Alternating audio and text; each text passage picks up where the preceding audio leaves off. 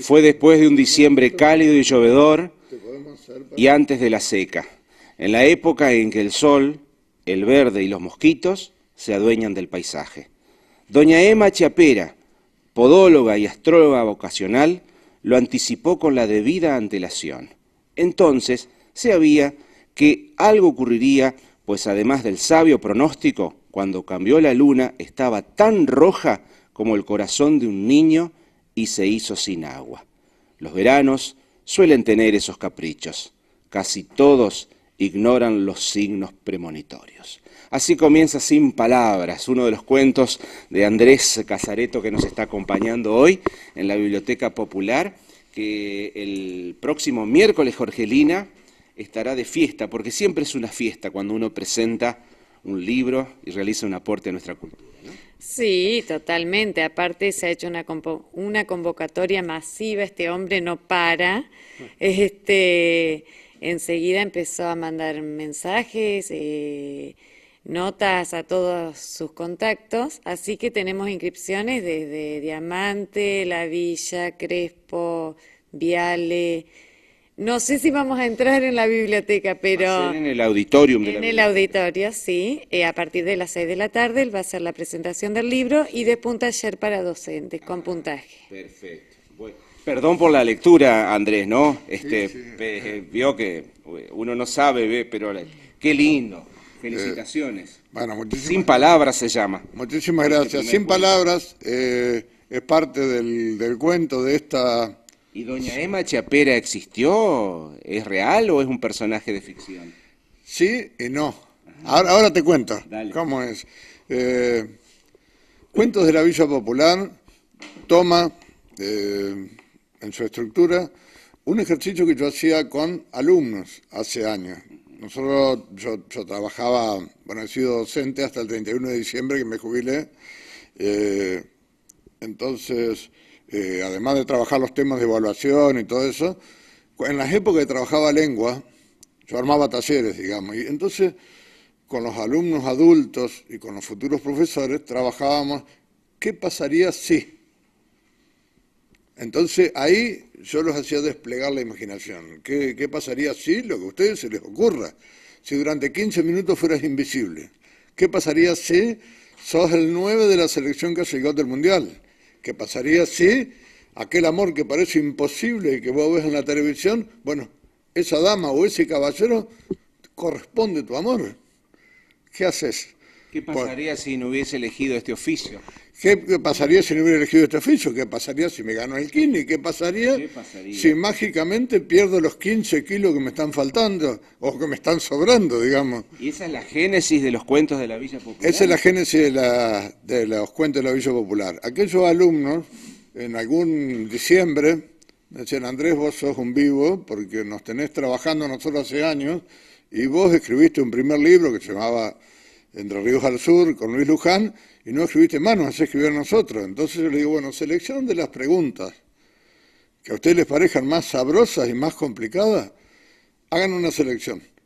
En diciembre me fui. Yo para marzo le traigo los cuentos. Y así nació los cuentos de la Villa Popular. Entonces, cada cuento, arriba del título, tiene la pregunta, más o menos, que le dio origen. Entonces el cuento, por ejemplo, que vos comenzaste a leer, muy lindo, ¿eh? Sin Palabras. Sin Palabras, respondía a una pregunta que es, ¿Cuál es? ¿qué ocurriría si por causas científicamente inexplicables todo un pueblo pierde la voz? Y yo escribí el cuento Sin Palabras. Entonces... Justo para nosotros que estamos haciendo este trabajo, ¿no? Y bueno, ¿qué pasaría si perdemos la voz, Andrés? ¿Y qué pasa si...? ¿Tiene respuesta este cuento? Claro. Todos responden a la pregunta. Todos responden a la pregunta, desde mi óptica, desde mi imaginación, por supuesto construyendo ficciones, Claro. pero entonces doña Emma Chiapera... ¿Existió? ¿Vivió? Sí y no, porque te quiero decir, existe una Emma Chiapera con un nombre alterado que conocí en algún lugar, digamos, en algún pueblo chico. Claro. Seguramente en Ramírez hay alguna Emma Chiapera que mientras hace podología habla con la gente. Qué lindo libro. Ahí lleva con la información popular y lo sucedido y los datos. Entonces, si Emma Chiapera te dice que algo va a pasar, Es porque va a pasar. porque algo va a pasar, digamos, ella estudió los signos, eso es Andrés, este libro me lo quedo yo, ¿eh? No se lo voy a devolver. Mire que le van a pasar cosas muy malas si no me lo regala. No, este libro es para vos, este libro es para vos. Le agradezco mucho. Andrés, pero además de la presentación, el miércoles próximo habrá un taller para docentes. Sí, aprovechando esta experiencia y aprovechando, bueno, mi trabajo como docente, Sí.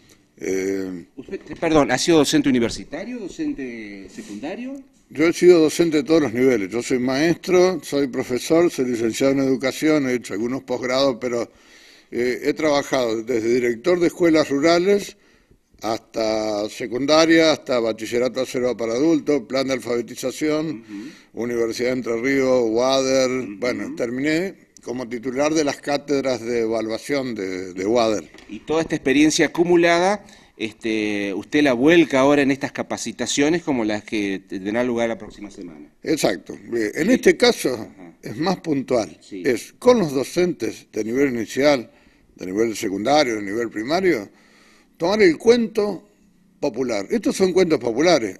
La diferencia del cuento popular con el cuento tradicional, digamos, en mi entender, seguramente los profesores de literatura tienen un conocimiento más acabado de la definición técnica, pero bueno, el cuento popular es aquel cuento que se cuenta como si fuera tradicional, como si fuera de boca en boca, pero tiene un autor.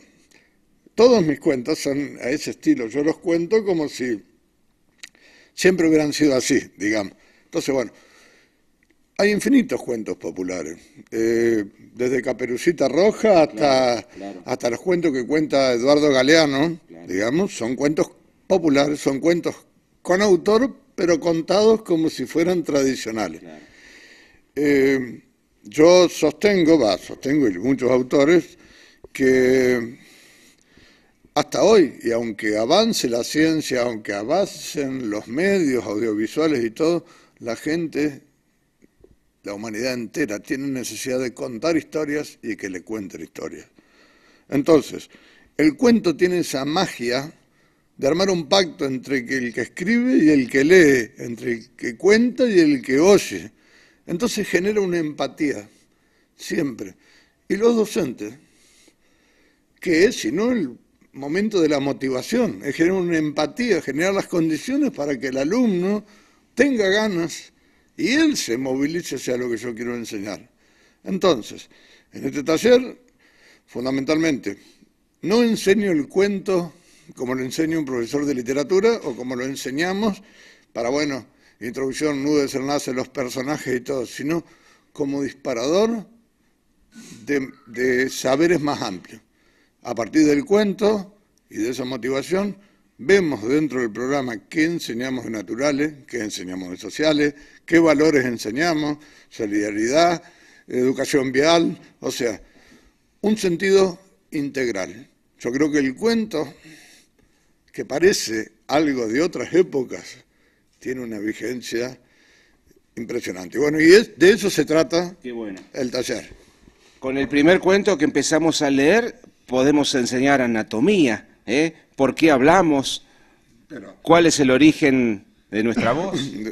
Podés hablar de anatomía, podés hablar de la cultura de un pueblo, de cómo circula la información en un pueblo, de las creencias, y bueno, apenas avanza un poquito el cuento, es el que se queda muy mudo primero es Mozart Álvarez, un músico que arma dúo con Pachequito, tienen un dúo llamado Los Herejes, que es gloria del folclore de Villa Popular, se queda mudo. El primero se queda mudo, pero no es mudo porque se cortan las cuerdas vocales, se quedan las lenguas duras, esa es la enfermedad. Pruebe a alguien a hablar con la lengua sin moverla y a ver si se le entiende algo. El tema es que cuando se va enfermando el músico dicen, y este ha estado de joda anoche y no se le pasó. O con quién se estará juntando, quién estará. Después, bueno, se enferman 3 gitanas que justo habían puesto un campamento. Y dice, claro, bueno, son gitanos, ¿viste? ¿De dónde van a venir? Después queda uno medios morochos, después otro de otra religión, otro de ahí, se van quedando mudos y todo el mundo va diciendo, no, y claro, con lo que hace. Hasta que se queda mudo el locutor de la radio, se queda mudo de los concejales, se queda mudo el intendente, se queda mudo los enfermeros, se quedan mudas las chusmas de las esquinas, se quedan mudos, y entonces ahí viene otro problema. Ahora los mudos son todos. ¿A quién culpas? Bueno, lo dejamos ahí, Andrés, ¿eh? No avancemos más, vamos a crear el misterio, el suspenso. Son 12... ¿Dónde se puede comprar este libro? ¿Lo va a ofrecer la próxima semana aquí, Sí, seguramente? sí. Y la novedad era esta. Habíamos limitado, traía algunos libros, lo mismo... la presentación del libro es libre y gratuita, como debe ser, seguro. digamos. El taller tiene un costo. El taller tiene un costo. El libro cuesta 100 pesos, Bien. porque la idea es que el libro circule. Bien. Había un inconveniente con la imprenta de que por ahí no llegábamos, entonces estaba medio acotado, pero bueno, me dicen que ese día vamos a tener todos los libros Perfecto. para el que quiera adquirir el libro. El taller cuesta 100 pesos También. y armamos un combo, y este sí es un poco más limitado, para los primeros de 150 pesos taller y libro, o sea... Buenísimo. Entonces hay que inscribirse, Jorgelina. ¿Hay cupos todavía? Sí, hay cupos, mandamos a las escuelas de acá de Ramírez para que llenen planillas, entonces se quedan tranquilas todas las docentes de que se pueden inscribir ahí, y el que no se tiene que acercar a la biblioteca, ya que no tomamos lo que sea inscripción por las páginas web, porque la verdad que es imposible. Es medio complicado. Y aparte porque nosotros estamos pidiendo que nos abonen el 50% de lo que es la inscripción para un mejor control y asegurarnos de que la gente viene y no se inscribe y no viene al taller y deja el lugar después desocupado. Última consulta. ¿A qué hora comienza esto la próxima semana, el miércoles? comienza absolutamente puntual, la presentación a las 18 horas. Ajá. Y se extiende unos 40 minutos la presentación del libro. Sí. En sí mismo hacemos un pequeño corte, ahí terminamos de instalar cañón, pantalla y todo eso, y comenzamos el trabajo con docentes y estudiantes, que dura hasta las 20:15, 20:20, más o menos. Andrés, mucha suerte, gracias. Muchísimas gracias y por este espacio y que disfrute los cuentos de la Villa Popular. Sin duda. Vas a ver, Así va a ser. vas a ver, hay dos detalles. Uno, es todos los personajes, vos me preguntabas si existen o no existen. Todos existen en algún lado. Sí. Lo que hice yo es conjugarlos a todos y actúan, los personajes son los mismos.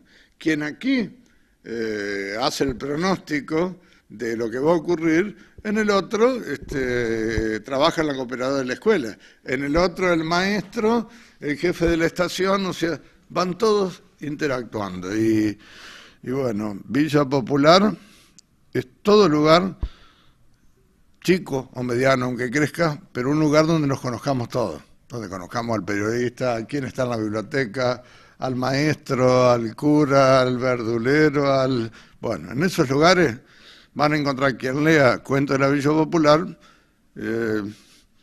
personajes y situaciones con las cuales se pueden identificar. Como en Ramírez. Gracias, Andrés. Como el